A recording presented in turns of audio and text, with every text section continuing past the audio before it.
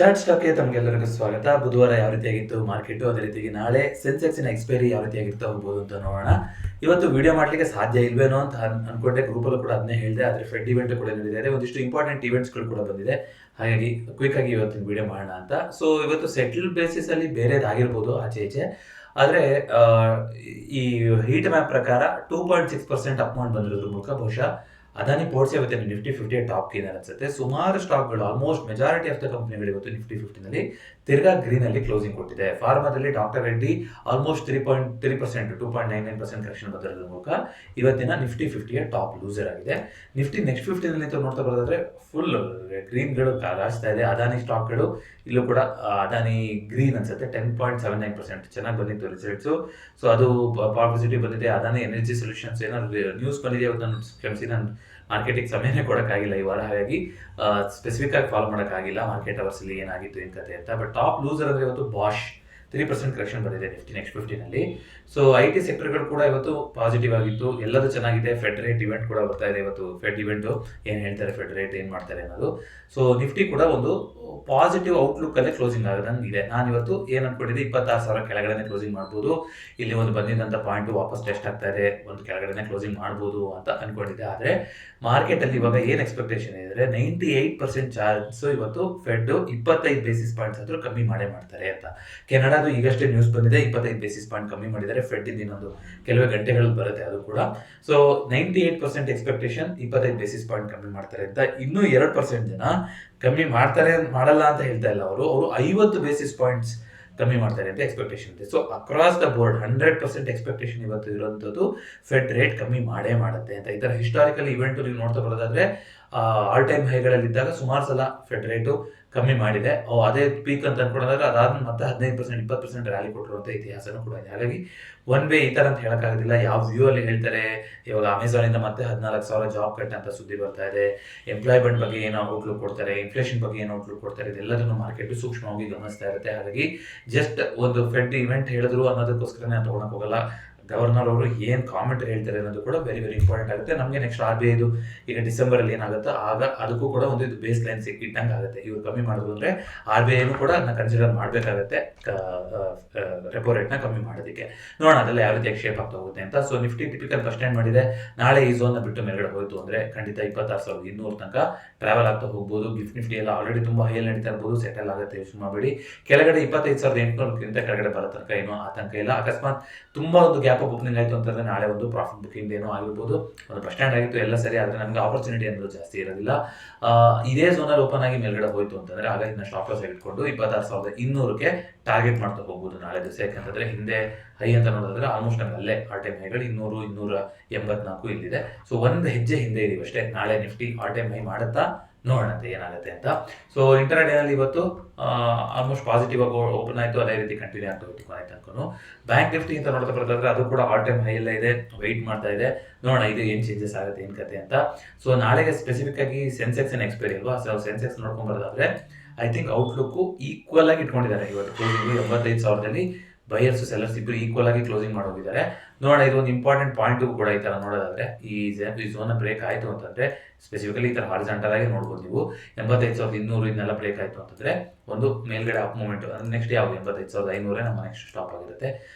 500 points ಅಂತ ನೋಡ್ತಾ ಬರೋದಾದ್ರೆ 86,000 ತನಕ ರೆಸಿಸ್ಟೆನ್ಸ್ ಇದೆ. ಮೇಲ್ಗಡೆ ಎಲ್ಲ ರೆಸಿಸ್ಟೆನ್ಸ್ ಇದೆ, ಆದರೆ ಇವತ್ತಿನ ಫೆಡ್ ಇವೆಂಟ್ ಏನಾಗುತ್ತೆ ಅನ್ನೋದು ನೋಡೋಣ. ಆಲ್ ಟೈಮ್ ಹೈ ಬಂದು ಅಲ್ಲೇ ಇದೆ, 86,000 ಆಸ್ಪಾಸ್ ಝೋನಲ್ಲೇ ಇದೆ. ಸೊ ಸೆನ್ಸೆಕ್ಸಿಗೆ 86,000 ಇಂಪಾರ್ಟೆಂಟ್ ಲೆವೆಲ್. ನಾಳೆ 86,000 ಟೆಸ್ಟ್ ಮಾಡೋಕ್ಕಾಗತ್ತಾ ಸೆನ್ಸೆಕ್ಸು? ಏನು ಜಾಸ್ತಿ ಪಾಸಿಬಲ್ ಇಲ್ಲ ಅಂತೇನಲ್ಲ, ಇವಾಗ ಇರೋದಕ್ಕಿಂತ 1,000 ಪಾಯಿಂಟ್ಗಳ ಮೇಲೆ ಇದೆ. ನೋಡೋಣ ಯಾವ ರೀತಿ ಓಪನಿಂಗ್ ಕೊಡುತ್ತೆ ಅನ್ನೋದ್ರ ಮೇಲೆ ಸುಮಾರು ವಿಚಾರಗಳು ನಾಳೆ ನಿರ್ಧಾರ ಆಗುತ್ತೆ. ಮಾರ್ಕೆಟ್ ಅಂತೂ ಒಂದು ವೇಟ್ ಆ್ಯಂಡ್ ವಾಚ್ ಸಿಚುವೇಶನ್ ಅಲ್ಲಿ ನೀವು ಸಿಗ್ನಲ್ ಕೊಟ್ಟರೆ ನಾನು ಮೇಲೆ ಹೋಗೋಕೆ ರೆಡಿ ಇದ್ದೀನಿ ಅನ್ನೋ ಥರ ಬಂದು ಕ್ಲೋಸಿಂಗ್ ಆಗಿದೆ. ಆದರೆ ಆ ಸಿಗ್ನಲ್ ಬರುತ್ತಾ ಅನ್ನೋದು ಈಗ ನೋಡಬೇಕಾಗಿರುವಂಥ ವಿಚಾರ. ಸೊ ಅದನ್ನು ಬಿಟ್ಟು ಅಂತ ನೋಡ್ತಾ ಬರೋದಾದ್ರೆ ಇಂಡಿಯಾ ವಿಕ್ಸು ಇವತ್ತು ಕೂಡ 11, 12 ಅಲ್ಲೇ ದಿನ ಒಂದು ವೊಲಟೈಲ್ ಆಗಿ ಮಾಡ್ತಾ ಇದೆ ಇಂಡಿಯಾ ವಿಕ್ಸು. ನೋಡೋಣ ಯಾವ ರೀತಿ ಹೋಗುತ್ತೆ ಅಂತ. ಕ್ರೂಡಲ್ಲಿ ವಾಪಸ್ ಅಪ್ ಮೂವ್ಮೆಂಟ್ ಬರ್ತಾ ಇದೆ, ಒಂದು ಕರೆಕ್ಷನ್ ಬರೋ ಹತ್ರ ಆಗಿತ್ತು, ವಾಪಸ್ ಮತ್ತೆ ಚೇಂಜ್ ಆಗಿದೆ. ನ್ಯಾಚುರಲ್ ಗ್ಯಾಸಲ್ಲಿ ಇವತ್ತು ನೋಡಬೇಕು ನೀವು, ಆಲ್ಮೋಸ್ಟ್ 15% ರ್ಯಾಲಿ ಆಗಿದೆ. ಎಲ್ಲಿ ನೋಡಿ ಯಾವ ಒಂದು ಲೆವೆಲ್ ಅಂತ ಹಾಕೊಂಡಿದ್ವಿ ಹಿಂದೆ, ಒಂದು ರೆಸಿಸ್ಟೆನ್ಸ್ ಲೆವೆಲ್ ಇದು, ಇಲ್ಲಿ ಬಂದಾಗೆಲ್ಲ ಒಂದು ರಿಜೆಕ್ಷನ್ ಆಗಿದೆ, ಎಲ್ಲ ಮೇಲ್ಗಡೆಯಿಂದ ಬಂದರೆ ಇಲ್ಲಿ ಒಂದು ಸಪೋರ್ಟ್ ಬಿಲ್ಡಪ್ ಆಗಿದೆ. ಒಂದು ರೆಫರೆನ್ಸ್ ಲೆವೆಲ್ ಅಂತ ಇದ್ದಿತ್ತು ಅಂದರೆ ನ್ಯಾಚುರಲ್ ಗ್ಯಾಸಲ್ಲಿ 340, ಆ 340 ಲೆವೆಲ್ಗೆ ಬರ್ತಾ ಇದೆ. ಐ ಥಿಂಕ್ ಕ್ರೂಡು, ನ್ಯಾಚುರಲ್ ಗ್ಯಾಸು ಇದೆಲ್ಲ ನಿಮ್ಗೆ ನೆನಪಿರ್ಬೋದು. ನಾವು ಮಾತಾಡ್ತಾ ಬಂದಿದ್ವಿ. ಲಾಂಗ್ ಇಯರ್ ಆಫ್ ಕನ್ಸಲ್ಟೇಷನ್ ಆಗೋಗಿದೆ 2022ರಿಂದ ಮೇಲ್ಗಡೆ ಹೋಗೇ ಇಲ್ಲ. ಮೋರೋವರ್ ಇಲ್ಲಿ ಒಂದು ಇನ್ವರ್ಸ್ H&S ಪ್ಯಾಟರ್ನ್ ಕೂಡ ಮಾಡಿತ್ತು ನಮ್ಗೆ ಇಲ್ಲಿ ಈ ಪ್ಯಾಟರ್ನು. ಸೊ ಹಾಗಿದ್ದಾಗ ಸ್ವಲ್ಪ ಪಾಸಿಟಿವ್ ಆಗಿ ಇರಬೇಕು ಅಂತ ಮಾತಾಡ್ತೀವಿ ನೋಡಿ. ಆ ಪ್ಯಾಟರ್ನ ಈಗಲೂ ಕೂಡ ಫಾಲೋ ಮಾಡ್ತಾ ಇದೆ ಕರೆಕ್ಟಾ. ಇಲ್ಲಿನ ಒಂದು ಟ್ರೆಂಡ್ ಲೈನ್ ಹಾಕೊಂಡ್ರೆ ಇದು ಕ್ಲೀನಾಗಿ ನೋಡಿ, ಇನ್ವರ್ಸ್ H&S ಪ್ಯಾಟರ್ನ್ ಮಾಡಿ ಮೇಲ್ಗಡೆ ಹೋಗಿದ್ದಂಥದ್ದು ವಾಪಸ್ ಬಂದರೆ ಅಲ್ಲೇ ಬಂದು ಸಪೋರ್ಟ್ ತಗೊಳುತ್ತೆ, ಅಲ್ಲೇ ಸಪೋರ್ಟ್ ತಗೊಳುತ್ತೆ. ಈಗ ಮತ್ತೆ ಬೌನ್ಸ್ ಆಗ್ತಾ ಇದೆ ನೋಡೋಣ.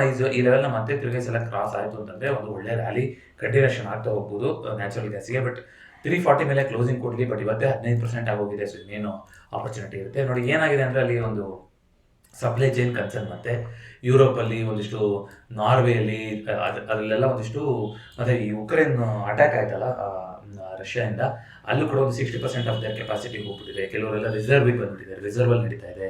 ಚಳಿ ಯುರೋಪಲ್ಲಿ ಇನ್ನೂ ಜಾಸ್ತಿ ಆಗುತ್ತೆ ಈ ಥರ ಅಂತೆಲ್ಲ ಹೇಳ್ತಾ ಇದ್ದಾರೆ ಈ ಕನ್ಸರ್ನು ಅಂತ. ಹಾಗಾಗಿ ವಾಪಸ್ ಇವತ್ತು ನ್ಯಾಚುರಲ್ ಗ್ಯಾಸು ಏಕ್ದಮ್ ಒಂದೇ ಸಲ 15% ಜಂಪ್ ಆಗಿದೆ. ಬಿಕಾಸ್ ಆಫ್ ಸಪ್ಲೈ ಶಾರ್ಟೇಜ್ ಬರ್ಬೋದೇನೋ ಆ ಥರ ಅಂತ ನೋಡೋಣಂತೆ. ಗೋಲ್ಡು ನಿನ್ನೆ ಮಾತಾಡ್ಕೊಂಡಿದ್ವಿ, ಒಂದು ಇನ್ವರ್ಸ್ H&S ಅನ್ನೋದಕ್ಕಿಂತ ಒಂದು ಹ್ಯಾಮರ್ ಪ್ಯಾಟರ್ನ್ ಮಾಡೋಂಥ ಸಾಧ್ಯತೆ ಇದೆಯಾ ಅಂತ ನಾವು ಮಾತಾಡಿದ್ವಿ ನಿನ್ನೆ. ಎಕ್ಸಾಕ್ಟಾಗಿ ಅದೇ ಥರ ಕ್ಲೋಸಿಂಗ್ ಆಯಿತು. ಇದು ಅಲರ್ಟ್ ಸಿಂಬಲು, ವಾರ್ನಿಂಗು, ಹುಷಾರಾಗಿರಬೇಕು ಈ ಥರ ಕ್ಲೋಸಿಂಗ್ ಆದರೆ ಅಂತಲೂ ಕೂಡ ಮಾತಾಡಿದ್ವಿ. ಈಗ ನೋಡಿ, ಈ ಝೋನ್ನ ಬಿಟ್ಟು ಕೆಳಗಡೆ ಬರೋ ತನಕ ಗೋಲ್ಡಲ್ಲಿ ಮತ್ತೆ ನೆಗೆಟಿವ್ ಶಾರ್ಟಿಂಗ್ ಆಪರ್ಚುನಿಟಿ ಯಾವುದೂ ಇರೋದಿಲ್ಲ. ಈಗ ಈ ಒಂದು ಗ್ಯಾಪ್ ಇದೆಯಲ್ಲ, ಈ ಗ್ಯಾಪನ್ನು ಫಿಲ್ ಮಾಡೋಕ್ಕೆ ಹೋಗುತ್ತೆ ಅಂತ ನನಗೆ ಅನಿಸ್ತಾ ಇದೆ ಗೋಲ್ಡು.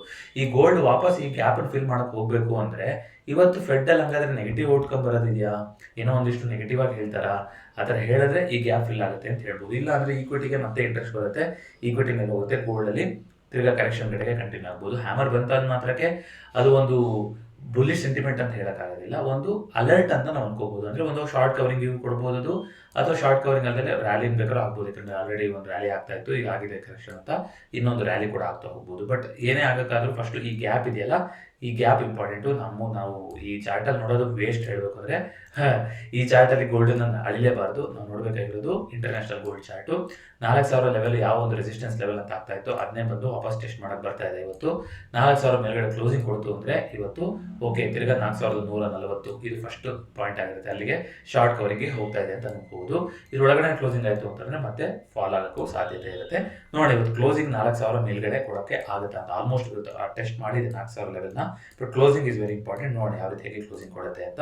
ಸೊ ಡೈಲಿ ಕ್ಯಾಂಡಲಲ್ಲಿ ಇಂಟರ್ನ್ಯಾಷನಲ್ ಗೋಲ್ಡ್ ಪ್ರೈಸಲ್ಲಿ ನನಗೆ ಹ್ಯಾಮರ್ ಕಂಡೀಷನ್ ಕಾಣಿಸಿಲ್ಲ, ನಮ್ಮ ಮಾರ್ಕೆಟ್ ಕಂಡೀಷನ್ ಮಾತ್ರ ಕಾಣಿಸಿರುವಂಥದ್ದು. ಹಾಗಾಗಿ ಅದನ್ನ ನಾವು ಗಣನೆ ತಗೋಬೇಕಾಗಿಲ್ಲ. ಆದರೆ ಸಿಲ್ವರು ಇಂಟರ್ನ್ಯಾಷನಲ್ ಮಾರ್ಕೆಟಲ್ಲಿ ಒಂದು ಆಲ್ಮೋಸ್ಟ್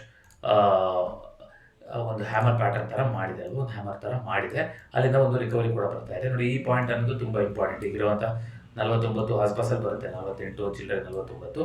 ಈ ಝೋನ್ನ ದಾಟ್ತು ಅಂತಂದರೆ ನಾನು ನೆಕ್ಸ್ಟ್ ಕಾಣಿಸ್ತಾ ಇರುತ್ತೆ ರೆಸಿಸ್ಟೆನ್ಸು 52. ಯಾಕೆಂದರೆ ಅದು ಒಂದು ಬಸ್ ಸ್ಟ್ಯಾಂಡ್ ಲೆವೆಲು, ಮಾರವಸು ಕ್ಯಾಂಡಿಂದ ಸೆಲ್ಲಿಂಗ್ ಬಂದಿದ್ದ ಲೆವೆಲು, ಅದು ಟಾರ್ಗೆಟ್ ಆಗುತ್ತೆ ನೋಡಿ. ಈ ಲೆವೆಲ್ ಮೇಲ್ಗಡೆ ಕ್ಲೋಸಿಂಗ್ ಆಯಿತು ಅಂದರೆ ಒಂದು ಶಾರ್ಟ್ ಕವರಿಂಗ್ ಕಂಟಿನ್ಯೂಷನ್ ಆಗ್ತಾ ಇದೆ, 52 ತನಕ ಹೋಗ್ಬೋದು ಅಂತ ಮಾತಾಡ್ಕೋಬೋದು. ಇಲ್ಲ ಅಂತಂದರೆ ಇದನ್ನ ಬರ್ತಿರೋದು ನಾಯ್ಸ್ ಅಂತಲೇ ಕನ್ಸಿಡರ್ ಮಾಡಬೇಕು.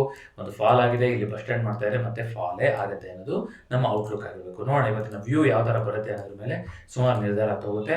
ಸೊ ಶಾರ್ಟ್ ಕವರಿಂಗ್ ಬಂದಿದೆ, ಡಾಲರು ಕೂಡ ವೀಕ್ ಆಗ್ತಾ ಇದೆ, ರುಪಿ ಸ್ಟ್ರಾಂಗ್ ಆಗಿದೆ, ರುಪಿ ವೀಕ್ ಆಗಿದೆ, ಡಾಲರ್ ಸ್ಟ್ರಾಂಗ್ ಆಗಿದೆ, 88 ರೂಪಾಯಿ ಮೇಲೆ ಹೋಗಿದೆ. ಹಾಗಾಗಿ ಸಿಲ್ವರಲ್ಲೂ ಕೂಡ ಇವತ್ತೊಂದು ಶಾರ್ಟ್ ಕವರಿಂಗ್ ಬಂದಿತ್ತು. ಕಾಪರು ಕೂಡ ಬುಲ್ಲಿಶ್ ಆಗಿ ಕಾಣಿಸ್ತಾ ಇದೆ. ಬಿಕಾಸ್ ನ್ಯಾಚುರಲ್ ಗ್ಯಾಸ್ ಈಗ ಕಾಪರ್ ಆಲ್ ಟೈಮ್ ಹೈಗೆ ಹೋಗಿದೆ ನೋಡಿ 1022. ಕಾಪರ್ನ ಯಾವ ರೀತಿಯಾಗಿ ಬೈ ಮಾಡೋದು ಅಂತ ಪಾಪ ನೀವು 2-3 ದಿನದಿಂದ ಕೇಳ್ತಾ ಇದ್ದೀರಾ ಸರ್ ಕಮೆಂಟು. ಇದ್ರ ಬಗ್ಗೆ ಡೆಡಿಕೇಟೆಡ್ ವಿಡಿಯೋ ಮಾಡ್ತೀನಿ. ಕಾಪರಿಗೂ ಕೂಡ ETF-ಗಳಿರುತ್ತೆ, ಅದನ್ನು ಬಿಟ್ಟರೆ ಬೇರೆ ದಾರಿ ನನಗೂ ಗೊತ್ತಿಲ್ಲ. ಫ್ಯೂಚರ್ಸ್ ಎಲ್ಲ ತುಂಬ ಜಾಸ್ತಿ ಪ್ರೈಸು ಬೇಕಾಗುತ್ತೆ, ರಿಸ್ಕಿ ಕೂಡ. ಇನ್ವೆಸ್ಟ್ಮೆಂಟ್ ಪರ್ಸ್ಪೆಕ್ಟಿವ್ ಅಂತ ನೋಡೋದಾದರೆ ಕೆಲವೊಂದು ಮ್ಯೂಚುವಲ್ ಫಂಡ್ಗಳಿರ್ಬೋದು, ಥೀಮ್ಯಾಟಿಕ್ ಮ್ಯೂಚುವಲ್ ಫಂಡ್ಗಳು, ಮೆಟಲ್ ರಿಲೇಟೆಡು, ಜೊತೆಗೆ ನಮಗೆ ETF-ಗಳು ಸಿಗ್ತಾ ಹೋಗುತ್ತೆ. ಸೊ ETF-ನ ನೀವು ಚೆಕ್ಔಟ್ ಮಾಡಬೇಕು ಕಾಪರಲ್ಲಿ, ಅದೊಂದೇ ದಾರಿ ಇರುವಂಥದ್ದು. ಬಟ್ ಲಿಕ್ವಿಡಿಟಿ ನೋಡ್ಕೊಳ್ಳಿ, ಯಾಕೆಂದರೆ ಗೋಲ್ಡು ಸಿಲ್ವರಲ್ಲೆಲ್ಲ ಲಿಕ್ವಿಡಿಟಿ ಇರುತ್ತೆ, ಬಟ್ ಕಾಪರಲ್ಲಿ ಆ ಮಟ್ಟಿನ ಲಿಕ್ವಿಡಿಟಿ ಇದೆಯಾ ಇಲ್ಲ ಗೊತ್ತಿಲ್ಲ. ಇಲ್ಲ ಅಂತಂದರೆ ಫಿಸಿಕಲ್ ಕಾಪರ್ ತಗೋತೀವಿ ಅಂದರೆ ಹೊರಗಡೆ ತಗೋಬೇಕು ಫಿಸಿಕಲ್ ಆಗಿ.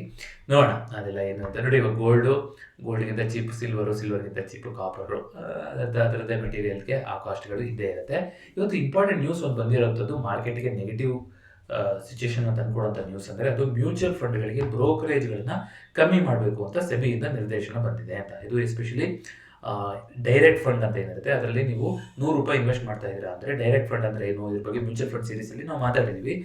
ಆ ಪ್ಲೇಲಿಸ್ಟ್ನ ಈ ವಿಡಿಯೋ ಎಂಡಿ ಕೊಟ್ಟಿರ್ತೀನಿ, ಇಂಟ್ರೆಸ್ಟ್ ಇದ್ದವರು ಚೆಕ್ಔಟ್ ಮಾಡ್ಬೋದು. ಸೊ ಮ್ಯೂಚುವಲ್ ಫಂಡಲ್ಲಿ ಡೈರೆಕ್ಟ್ ಫಂಡ್ ಅಂತಂದರೆ ಒಬ್ಬ ಫಂಡ್ ಮ್ಯಾನೇಜರ್ ಇರ್ತಾರೆ, ಅವರು ನಿಮ್ಮ ಪರವಾಗಿ ದುಡ್ಡನ್ನು ಮ್ಯಾನೇಜ್ ಮಾಡ್ತಾ ಇರ್ತಾರೆ, ಅವರಿಗೆ ಸಂಬಳ ಅಂತ ಕೊಡೋ ವ್ಯವಸ್ಥೆ ಇರುತ್ತೆ. ಅವರು ಪ್ರತಿ ತಿಂಗಳು ರೊಟೇಷನ್ ಮಾಡ್ತಾ ಇರ್ತಾರೆ, ಯಾವ ಚೆನ್ನಾಗಿ ಆಗ್ತಾ ಇದೆ, ಯಾವ ಚೆನ್ನಾಗಿ ಆಗ್ತಾ ಇಲ್ಲ, ಇದೆಲ್ಲದಕ್ಕೂ ಅವರು ಒಂದಿಷ್ಟು ಚಾರ್ಜ್ ಅಂತ ಕೂಡ ಚಾರ್ಜ್ ಮಾಡ್ತಾರೆ. ಅದನ್ನ ನಾವು ಬ್ರೋಕರೇಜ್ ಫೀಸ್ ಅಂತ ಕರಿತೀವಿ. ಸೊ ಆಕ್ಟಿವ್ ಮ್ಯೂಚುವಲ್ ಫಂಡಲ್ಲಿ ನಿಮಗೆ 2%, 2.5% ತನಕನೂ ನಿಮಗೆ ಚಾರ್ಜ್ ಮಾಡ್ತಾ ಹೋಗ್ತಾರೆ. ಅಂದರೆ ನೀವು ₹100 ಇನ್ವೆಸ್ಟ್ ಮಾಡ್ತಾ ಇದ್ದೀರಾ ಅಂದರೆ ₹97 ಮಾತ್ರ ಇನ್ವೆಸ್ಟ್ ಆಗುತ್ತೆ. ಇನ್ನು ₹2 ಚಾರ್ಜಸ್ ಅಂತಾನೆ ಕೊಡಬೇಕಾಗುತ್ತೆ. ಅದಕ್ಕೋಸ್ಕರನೇ ಪ್ಯಾಸಿವ್ ಫಂಡು ಯಾಕೆ ಇಂಪಾರ್ಟೆಂಟ್ ಅಂತ ಹೇಳ್ತೀವಿ ಅಂದರೆ, ಪ್ಯಾಸಿವ್ ಫಂಡಲ್ಲಿ ನಿಮಗೆ ಬ್ರೋಕರೇಜ್ ತುಂಬ ಕಡಿಮೆ. ಪ್ಯಾಸಿವ್ ಫಂಡ್ ಅಂದರೆ ಇಂಡೆಕ್ಸಲ್ಲಿ ಇನ್ವೆಸ್ಟ್ ಮಾಡುವಂಥದ್ದು, ಇಂಡೆಕ್ಸ್ ಇನ್ವೆಸ್ಟಿಂಗ್. ಅದು ಯಾವುದೋ ಒಂದು ಇಂಡೆಕ್ಸ್ನ ಟ್ರ್ಯಾಕ್ ಮಾಡ್ತಾ ಇರುತ್ತೆ, ಆಟೋಮೇಟೆಡ್ ಆಗೋಗಿರುತ್ತೆ. ಅಲ್ಲಿ ಯಾರು ಫಂಡ್ ಮ್ಯಾನೇಜರ್ ಅನ್ನೋದು ಬೇಕಾಗುತ್ತಿಲ್ಲ. ನಿಫ್ಟಿ 50ನೋ ಮಿಡ್ ಕ್ಯಾಪು, ಸ್ಮಾಲ್ ಕ್ಯಾಪು ಯಾವುದಾದ್ರೂ ಆಗಲಿ, ಅದು ಆ ರೀತಿಯಾಗಿ ಟ್ರ್ಯಾಕ್ ಮಾಡ್ತಾ ಇರುತ್ತೆ. 6 ತಿಂಗಳಿಗೊಂದ್ಸಲ ಹೇಗಿದ್ರು ರೊಟೇಷನ್ ಮಾಡೇ ಮಾಡ್ತಾರೆ.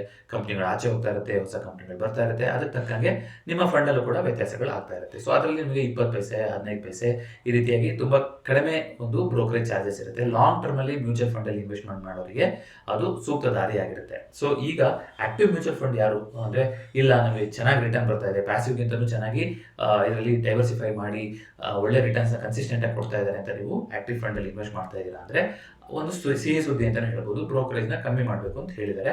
ಆದರೆ ಬ್ರೋಕರೇಜ್ ಕಂಪ್ನಿಗಳಿಗೆ AMC ಅಂತ ಏನು ಕರಿತೀವಿ ಅವರಿಗೆ ಇದು ನೆಗೆಟಿವ್ ನ್ಯೂಸು. ಸೊ ಸುಮಾರು AMC ಕಂಪ್ನಿಗಳಿಗೊತ್ತು 2-4% ಕರೆಕ್ಷನ್ ಕೂಡ ಆಗಿದೆ. ಅದು ಕೇಳಿ ಬಂದಂಥ ನ್ಯೂಸು. ಅದ್ರ ಜೊತೆಗೆ ಲೆನ್ಸ್ಕಾರ್ಟ್ IPO ಬಗ್ಗೆ ಒಂದಿಷ್ಟು ಆರೋಪಗಳು ಕೂಡ ಬರ್ತಾ ಇತ್ತು ನೋಡಿ. ಅದಕ್ಕೆ ಹೇಳುವಂಥದ್ದು ಅದೆಲ್ಲ ಬರ್ತಾ ಇರುತ್ತೆ. IPOನಲ್ಲಿ ಇನ್ವೆಸ್ಟ್ ಮಾಡಬೇಕು ಅಂದರೆ ಈಗ ಹೇಗಾಗಿದೆ ಅಂದರೆ, ಬುಲ್ ಮಾರ್ಕೆಟ್ ಬಂದಮೇಲೆ ಏನಾದರೂ ಒಂದು ವ್ಯಾಲ್ಯೂಯೇಷನ್ನು, ಸ್ಟಾಕ್ ಮಾರ್ಕೆಟ್ಗೆ ಇನ್ವೆಸ್ಟ್ ಮಾಡೋಕ್ಕಿಂತ ಮುಂಚೆ ಲಾಸ್ಟ್ ಇಯರ್ದು ಏನೇ ಇರುತ್ತೆ, ಇನ್ನು ಲಿಸ್ಟ್ ಮಾಡೋಷ್ಟೊತ್ತಿಗೆ ಇನ್ನೇನೋ ವ್ಯಾಲ್ಯೂಯೇಷನ್ನ ಕೊಟ್ಬಿಟ್ಟು ಲಿಸ್ಟ್ ಮಾಡಿಸ್ಕೊಂಡು ದುಡ್ಡನ್ನ ಕಲೆಕ್ಟ್ ಮಾಡುವಂಥ ವ್ಯವಸ್ಥೆ ನಡೀತಾ ಇದೆ. ಸೊ ಹಾಗಾಗಿ ಅದಕ್ಕೂ ಏನಾದ್ರು ಸೆಬಿ ಒಪ್ಪಂದ ತರುತ್ತಾ, ಅದೆಲ್ಲ ಇದೆ, ಕೆಲವೊಂದೆಲ್ಲ ರೂಲ್ಸ್ ಇದೆ. ಅದಕ್ಕೆ ನಾವು ರೆಡ್ ಹೆರಿಂಗ್ ಪ್ರಾಸ್ಪೆಕ್ಟಸ್ ಓದಬೇಕು ಅನ್ನೋದು. ಸೊ ರೆಡ್ ಹೆರಿಂಗ್ ಪ್ರಾಸ್ಪೆಕ್ಟಸಲ್ಲಿ ಏನು ಮುಚ್ಚಿಡೋಗಿಲ್ಲ, ಅವರು ಎಲ್ಲದನ್ನು ಮೆನ್ಷನ್ ಮಾಡಿರ್ಬೇಕು. ಇದ್ರ ಬಗ್ಗೆ ಡೆಡಿಕೇಟೆಡ್ ವಿಡಿಯೋ ಮಾಡಿದ್ದೆ. ಸೊ ನಿಜವಾಗ್ಲೂ IPOನಲ್ಲಿ ಇನ್ವೆಸ್ಟ್ ಮಾಡಬೇಕು ನೀವು ಗ್ರೇ ಮಾರ್ಕೆಟ್ ಪ್ರೀಮಿಯಂ ನೋಡೋದು ಅಥವಾ ಸಬ್ಸ್ಕ್ರಿಪ್ಷನ್ ಸ್ಟೇಟಸ್ ನೋಡೋದು ಅಲ್ಲ. ಒಬ್ಬ ರಿಯಲ್ ಲಾಂಗ್ ಟರ್ಮ್ ಇನ್ವೆಸ್ಟರ್ ಆಗಿ ನೀವು ಯೋಚನೆ ಮಾಡ್ತಾ ಇದ್ದೀರಾ ಅಂತಂದರೆ, ಇದರಲ್ಲಿ ನಾನು ಇನ್ವೆಸ್ಟ್ ಮಾಡಿದ್ರೆ ಇನ್ನು 5 ವರ್ಷ, ಇನ್ನು 10 ವರ್ಷ ನಾನು ಆರಾಮಾಗಿ ಇರ್ಬೋದಾ? ಇದು ವಾರನ್ ಬಫೆಟ್ ಅವರು ಕೂಡ ಹೇಳ್ತಾರೆ. ನಾನು ಯಾವ ಕಂಪ್ನಿಯಲ್ಲಿ ಇನ್ವೆಸ್ಟ್ ಮಾಡ್ತೀನಿ ಅಂದರೆ, ಇನ್ನು 10 ವರ್ಷ ಆದರೂ ಆ ಕಂಪ್ನಿ ಇರಬೇಕು ಇರುತ್ತೆ ಅನ್ನೋ ಧೈರ್ಯ ನನಗೆ ಇರಬೇಕು. ಜೊತೆಗೆ ನನಗೆ ಏನು ಒರಿ ಇರಬಾರ್ದು, ಇವ್ರದ್ದು ಬಿಸ್ನೆಸ್ ಹೆಂಗಿದ್ರು ಚೆನ್ನಾಗಿ ಆಗ್ತಾ ಹೋಗುತ್ತೆ ಅಂತ ಕಂಪ್ನಿನಲ್ಲಿ ಮಾತ್ರ ನಾನು ಇನ್ವೆಸ್ಟ್ ಮಾಡ್ತೀನಿ ಅಂತ ಅವ್ರು ಹೇಳ್ತಾರೆ. ಅವ್ರದ್ದು ಬುಕ್ ಸೀರೀಸು ನಮ್ಮದು ನಿಂತು ಹೋಗಿದೆ ಅಲ್ವಾ, ಅದನ್ನ ಮಾಡ್ತೀನಿ. ಇಂಟೆಲಿಜೆಂಟ್ ಇನ್ವೆಸ್ಟರ್ ಅಂತ ತುಂಬ ಒಂದು ರೆಕಮೆಂಡ್ ಮಾಡುವಂಥ ಬುಕ್ಕು, ವಾರನ್ ಬಫೆಟ್ ಅವರ ಗುರುಗಳು ಬರೆದಿರುವಂಥ ಬುಕ್ಕು. ಸೊ ಅದನ್ನ ಅಂದರೆ ಅವರು ಗುರು ಅಂತ ಕನ್ಸಿಡರ್ ಮಾಡ್ತಾರೆ ಅವ್ರನ್ನ. ಅದರಲ್ಲಿ ಕೆಲವೊಂದು ಸ್ಪೆಸಿಫಿಕ್ ಚಾಪ್ಟರ್ಸ್ ಕೂಡ ಹೇಳ್ತಾರೆ, ಇಂಥದ್ದು ನಾನು ಓದಲೇಬೇಕು ಅಂತ. ಅವರು ವರ್ಷ ನಡೆಯುತ್ತಲ್ಲ. ಈಗ ಚಾರ್ಲಿ ಮಂಗರ್ ಅವರಿಲ್ಲ, ನೋಡೋಣ ಯಾವ ರೀತಿಯಾಗಿ ಬರುತ್ತೆ ಅಂತ. ಸೊ ಅದು ಮೈಂಡ್ ಸೀರೀಸಲ್ಲಿ ಒಂದು ಮಾತಾಡೋಣಂತೆ. ಕೋಲ್ ಇಂಡಿಯಾದು ನೆಟ್ ಪ್ರಾಫಿಟ್ ಫಾಲ್ ಆಗಿದೆ. ಕೋಲ್ ಇಂಡಿಯಾ ಮಾತಾಡ್ತಾ ಬಂದಿದ್ವಿ, ಯಾವಾಗ ಸೋಲಾರು, ಎಲೆಕ್ಟ್ರಿಕ್ ಈ ಥರ ಶಿಫ್ಟ್ ಆಗ್ತಾ ಹೋಗುತ್ತೋ, ಕೋಲು ಲಾಂಗ್ ಟರ್ಮಲ್ಲಿ ಸಸ್ಟೈನಬಲ್ ಸ್ಟೋರಿ ಆಗಿ ಉಳಿಯಲ್ಲ, ಅದು ಕಮ್ಮಿ ಆಗುತ್ತೆ ಅಂತ. ಸೊ ಪ್ರೊಡಕ್ಷನ್ ಕೂಡ ಡಿಕ್ಲೈನ್ ಆಗಿದೆ, ಅವ್ರದ್ದು ಎಬಿಟಾ ಕೂಡ ಡಿಕ್ಲೈನ್ ಆಗಿದೆ, ರೆವೆನ್ಯೂ ಎಲ್ಲದೂ ಕೂಡ ಡಿಕ್ಲೈನ್ ಆಗಿದೆ. ವರುಣ್ ಬೆವರೇಜಸ್ ಇವಾಗ ಆಲ್ಕೋಹಾಲ್ ಬಿಸ್ನೆಸ್ಸಿಗೆ ಬರ್ತಾರಂತೆ. ಕಾರ್ಲ್ಸ್ಬರ್ಗ್ ಕಂಪನಿ ಜೊತೆ ಬಿಯರ್ ಮ್ಯಾನುಫ್ಯಾಕ್ಚರ್ ಮಾಡಲಿಕ್ಕೆ ಒಪ್ಪಂದ ಮಾಡ್ಕೊಂಡಿದ್ದಾರೆ ಅಂತ ಹೇಳಿತ್ತು. ಹಾಗಾಗಿ ಇವತ್ತು 9% ಮೇಲೆ ಹೋಗಿದೆ ನೋಡಿ. ಆಲ್ಕೋಹಾಲ್ ಬರ್ತಾರೆ ಅಂದ ತಕ್ಷಣ ಫುಲ್ ಮೇಲೆ ಹೋಗ್ತಿದೆ ಅದು. ಅದೇ ರೀತಿಯಾಗಿ ಬ್ಲೂ ಡಾರ್ಟ್ ಕಂಪನಿ 20% ಇವತ್ತು ಅಮೌಂಟ್ ಆಗಿದೆ, ಅಪ್ಪರ್ ಸರ್ಕ್ಯೂಟಿಗೆ ಹೋಗಿತ್ತು. ಬಿಕಾಸ್ Q2 ರಿಸಲ್ಟ್ಸ್ ಇತ್ತು ಇವತ್ತು. ಅವ್ರದ್ದು ಇಂಪ್ರೂವ್ ಆಗಿದೆ, ಮಾರ್ಜಿನ್ ಇಂಪ್ರೂವ್ ಆಗಿದೆ. ಜೊತೆಗೆ ಪ್ರೈಸಲ್ಲಿ ಒಂದಿಷ್ಟು GST 2 ಎಲ್ಲ ಆದಮೇಲೆ ಪಬ್ಲಿಕ್ ಕನ್ಸಂಪ್ಷನ್ ಕೂಡ ಜಾಸ್ತಿ ಆಗ್ತಾ ಇದೆ. ಲಾಜಿಸ್ಟಿಕ್ ಬಿಸ್ನೆಸ್ಸಲ್ಲಿ ಒಂದು ಗ್ರೋತ್ ಬರ್ತಾ ಇದೆ ಅಂತ. ಸೊ ಬಟ್ ಓವರ್ ಆಲ್ ನೋಡೋದಾದ್ರೆ ಈ ವರ್ಷ ಇನ್ನೂ 5-5.5% ಡೌನಲ್ಲೇ ಇದೆ. ಅಂದರೆ ಇಡೀ ಓವರ್ ಆಲ್ ಇಯರಲ್ಲಿ ಅದು ಪಾಸಿಟಿವಿಟಿ ಬರೋಕ್ಕಾಗಿಲ್ಲ. ಬಟ್ ಇವತ್ತು ಸ್ಪೆಸಿಫಿಕಲಿ 20% ಅಪ್ ಆಗಿ ಅಪ್ಪರ್ ಸರ್ಕ್ಯೂಟಿಗೆ ಹೋಗಿದೆ. ಇದಿಷ್ಟು ಕಣ್ಣಿಗೆ ಕಾಣಿಸಂಥ ಸುದ್ದಿಗಳು. ಕ್ವಿಕ್ಕಾಗಿ ಮುಗಿಸ್ಕೊಡ್ತಾ ಇದ್ದೀನಿ. ಫೆಡ್ ಇವೆಂಟ್ ಬರುತ್ತೆ, ಏನು ಬರುತ್ತೆ ಅಂತ ನೋಡ್ತಾ ಹೋಗೋಣ. ಸೊ ಅದ್ರ ಮೇಲೆ US ಮಾರ್ಕೆಟು ಒಂದಿಷ್ಟು ನೋಡ್ಕೊಂಡ್ಬಂದ್ರೆ ಗೊತ್ತಾಗುತ್ತೆ ಯಾವ ರೀತಿಯಾಗಿ ಸೆಂಟಿಮೆಂಟ್ ಇದೆ ಅಂತ. ಎಲ್ಲ ಕಡೆ ಇವಾಗ ಪಾಸಿಟಿವ್ ಸೆಂಟಿಮೆಂಟೇ ಇರಬೇಕು. US ಫ್ಯೂಚರ್ಸು ಅಪ್ಪಿದೆ, ಡೌ ಜೋನ್ಸು ಕೂಡ ಅಪ್ಪಿದೆ, ಎಲ್ಲರೂ ಕೂಡ ಅಪ್ಪಿದೆ. ನೋಡೋಣಂತೆ ಯಾವ ರೀತಿಯಾಗಿ ಚೇಂಜ್ ಆಗ್ತಾ ಹೋಗುತ್ತೆ ಇದು. ನಾಳೆ ಅಷ್ಟೊತ್ತಿಗೆ ಏನು ಕಾಮೆಂಟರಿ ಬರುತ್ತೆ ಅನ್ನೋದು ನಾನು ಕೂಡ ಕುತೂಹಲದಿಂದ ಕಾಯ್ತಾ ಇದ್ದೀನಿ. ಡೌ ಜೋನ್ಸಲ್ಲಿ ನೋಡ್ತಾ ಬರೋದಾದ್ರೆ ನೋಡಿ, ಇವಾಗ ಸೂಪರ್ ಆಗಿರೋ ಮೂಮೆಂಟ್ ಆಗಿದೆ. ಇಲ್ಲಿ ಆಲ್ಮೋಸ್ಟ್ ಒಂದು ಅಕ್ಟೋಬರಿಂದ ಫುಲ್ ರ್ಯಾಲಿನೇ ಆಗಿದೆ ಡೌ ಜೋನ್ಸಲ್ಲಿ. ಸೊ ಇವತ್ತು ಇನ್ನೂ ರ್ಯಾಲಿ ಕಂಟಿನ್ಯೂ ಆಗುತ್ತಾ ಅಥವಾ ಇದು ಏನಾದರೂ ಒಂದು ಇನ್ವರ್ಸ್ ಹ್ಯಾಮರ್ ಪ್ಯಾಟರ್ನ್ ಮಾಡಲಿಕ್ಕೆ ದಾರಿ ಕೊಡುತ್ತಾ? ಯಾಕಂದರೆ ವೀಕ್ಲಿ ಕ್ಯಾಂಡಲ್ ಅಂತ ನೋಡೋದಾದರೆ ಒಳ್ಳೆ ರ್ಯಾಲಿ ಆಗಿದೆ. ಸೊ ಇವತ್ತೊಂದು ಸೆಲ್ಲಿಂಗ್ ರ್ಯಾಲಿಗೆ ಒಂದು ದಾರಿ ಮಾಡಿಕೊಡುತ್ತಾ ಅಥವಾ ಅವರ ಕಾಮೆಂಟ್ರಿ ಮೇಲೆ ಇದು ಇನ್ನೂ ಕಂಟಿನ್ಯೂ ಆಗುತ್ತಾ ಅನ್ನೋದನ್ನು ನಾವು ನೋಡ್ತಾ ಹೋಗಬೇಕು. ಮಂತ್ಲಿ ಕ್ಯಾಂಡಲ್ ಕೂಡ very strong month October so far ನೋಡೋದಾದರೆ. ಇವತ್ತು ನಾಳೆ ಮುಗಿದೋಗುತ್ತೆ ಅಕ್ಟೋಬರ್ ನೋಡಿ. ಕಂಟಿನ್ಯೂಸ್ ಆಗಿ US ಮಾರ್ಕೆಟ್ ಟ್ರ್ಯಾಕೇ ಮಾಡಲ್ಲ. 36,000 ಚಿಲ್ಲರೆಯಿಂದ ಅಲ್ಲೊಂದು ಹ್ಯಾಮರ್ ಮಾಡಿದಂಥದ್ದು ಕಂಟಿನ್ಯೂಸ್ 1, 2, 3, 4, 5, 6 ತಿಂಗಳಿಂದ ಫುಲ್ ಮೇಲ್ಗಡೆನೇ ಹೋಗ್ತಾ ಇದೆ US ಮಾರ್ಕೆಟ್. 40,000ರಿಂದ 48,000. ಇದು ಯಾಕೆ ಅರ್ಥ ಆಗದೇ ಇರುವಂಥ ಸಿಚುವೇಶನ್ ಅಂದರೆ, ಗೋಲ್ಡ್ ಸಿಲ್ವರು ರ್ಯಾಲಿ ಆಗ್ತಾ ಇದೆ, ನಮ್ಮ ಸ್ಟಾಕ್ ಮಾರ್ಕೆಟ್ ಕೂಡ ರ್ಯಾಲಿ ಆಗ್ತಾ ಇದೆ. ಸೊ ಮಧ್ಯದಲ್ಲಿ ಜಾಬ್ ಮಾತ್ರ ಇವಾಗ ಇನ್ವೆಷನ್, ಜಾಬ್ ಕಟ್ಟು, ಡಿಸ್ಕ್ರಿಷನ್ ಸ್ಪೆಂಡಿಂಗ್ ಇಲ್ಲ, ಟ್ರೇಡ್ ಡೀಲ್ಸ್ ಟೆನ್ಷನ್ಸು ಈ ಥರ ಅಂತೆಲ್ಲ ಬರ್ತಾ ಇದೆ. ಸೊ ಎಲ್ಲಿಗೆ ಇದು ದಾರಿ ಮಾಡ್ಕೊಡ್ತಾ ಇದೆ ಅನ್ನೋದು ಗೊತ್ತಾಗ್ತಾ ಇರೋಂಥ ವಿಚಾರ. ನೋಡೋಣ ಯಾವ ರೀತಿಯಾಗಿ ಇದು ಹಿಂಗೆ ಮುಂದುವರಿತಾ ಹೋಗುತ್ತೆ ಅಂತ. ಅವರ ಡೆಟ್ ಕೂಡ ತುಂಬ ಜಾಸ್ತಿ ಆಗಿದೆ. US ಗೌರ್ಮೆಂಟ್ ಶಟ್ ಡೌನ್ ಎಲ್ಲ ಆಗೋಗಿದೆ, ಸಂಬಳನೂ ಕೊಡ್ತಾ ಇಲ್ಲ, ಈ ಥರ ಎಲ್ಲ ಸಿಚುವೇಶನ್ ಇದೆ. ಇದು ಒಂದು ಬಬಲ್ಲ ಅಥವಾ ಇದು ಹೀಗೆ ಕಂಟಿನ್ಯೂ ಆಗ್ತಾ ಹೋಗುತ್ತಾ ಅಂದರೆ ಏನೋ ಅಂತಾರಲ್ಲ, ಸತ್ಯದೊಳಗೊಂದು ಮಿಥ್ಯೆ ಅಂತ, ಆ ರೀತಿಯಾಗಿ ಈ ಸಾಲದಲ್ಲೇ ಡೆಟ್ಟಲ್ಲೇ ದೊಡ್ಡ ಟೂ ಬಿಗ್ ಟು ಫೇಲ್ ಅಂದರೆ ಇವ್ರು ಬಿದ್ದರು ಅಂದರೆ ಇಡೀ ವರ್ಲ್ಡೇ ಬಿದ್ದಂಗೆ ಅಲ್ವಾ. US ಮೇಲೆ ಅಷ್ಟೊಂದು ಡಿಪೆಂಡೆನ್ಸಿ ಇದೆ. ಸೊ ಇದನ್ನ ಹೀಗೆ ಕಂಟಿನ್ಯೂ ಮಾಡಿಕೊಂಡು ಇದೇನೋ ಆಗಲ್ಲ ಹೀಗೆ ಮುಂದುವರಿತಾ ಅನ್ನೋದು ಇತಿಹಾಸದ ಭಾಗ ಆಗ್ತೀವಿ ನಾವು. ಕೋವಿಡ್ ಮೂಲಕ ನಾವು ಆಲ್ರೆಡಿ ಒಂದು ಇತಿಹಾಸದ ಭಾಗ ಆಗ್ಬಿಟ್ಟಿದ್ದೀವಿ.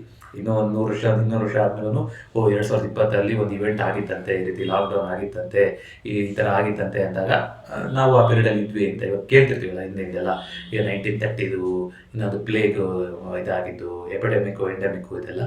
ಹಾಗೆಯೇ ಈ ಇವೆಂಟ್ ವಿಚಾರದಲ್ಲೂ ಓಕೆ, ಕೋವಿಡ್ ಆದಮೇಲೆ ಈ ಥರ ಒಂದು ರ್ಯಾಲಿ ಆಗಿತ್ತಂತೆ ಮಾರ್ಕೆಟಲ್ಲಿ. ಅದಾದಮೇಲೆ ಎರಡೂ ಕೂಡ ಮೇಲ್ಗಡೆ ಹೋಗಿತ್ತು. ಆಗ ನೆಕ್ಸ್ಟ್ ಏನಾಯಿತು ಅನ್ನೋದು ಒಂದು ಸಿಚುವೇಶನ್ ಬರ್ತಾ ಹೋಗುತ್ತೆ. ಯಾಕಂದರೆ ಹಿಸ್ಟಾರಿಕಲಿ ನಮಗೆ ಈ ಥರ ರೆಫರೆನ್ಸ್ ಸಿಕ್ಕಿಲ್ಲ. ಕ್ವಿಕ್ಕಾಗಿ ಕೋವಿಡ್ ಆದಮೇಲೆ ಗೋಲ್ಡು ರ್ಯಾಲಿಯಾಗಿ ನಮಗೆ ಮಾರ್ಕೆಟು ರ್ಯಾಲಿ ಆಗಿರುವಂಥ ಸಿಚುವೇಶನ್ ಇಲ್ಲ. ಹಾಗಾಗಿ ಎಲ್ಲ ಹೊಸ ಹೆಜ್ಜೆ, ಪ್ರತಿಯೊಂದು ಹೆಜ್ಜೆನೂ ಹೊಸ ಹೆಜ್ಜೆನೇ, ಯಾಕಂದರೆ ಹಿಂದೆ ಬರದಲ್ಲೇ ಇರುವಂಥ ಜಾಗಗಳು. ನೋಡೋಣ ಇಂಟ್ರೆಸ್ಟಿಂಗ್ ಆಗಿದೆ ಯಾವ ರೀತಿ ಹೋಗುತ್ತೆ ಅಂತ. ಇನ್ನೂ ಯಾರಾದರೂ ಟರ್ಮಿನೇಷನ್ಸ್ ಓಪನ್ ಮಾಡಿಸಿಲ್ಲ ಅಂದರೆ ಪ್ರತಿ ವಿಡಿಯೋ ಪಿನ್ ಕಮೆಂಟಲ್ಲಿ ಟರ್ಮಿನೇಷನ್ಸ್ ಫಾರ್ಮ್ನ ಕೊಟ್ಟಿರ್ತೀನಿ. ದಯವಿಟ್ಟು ಅದನ್ನ ಫಿಲ್ ಮಾಡಿದ್ರೆ ಬಜಾಜ್ ಸಿಬ್ಬಂದಿ ನಿಮ್ಮನ್ನ ಕಾಂಟ್ಯಾಕ್ಟ್ ಮಾಡ್ತಾರೆ.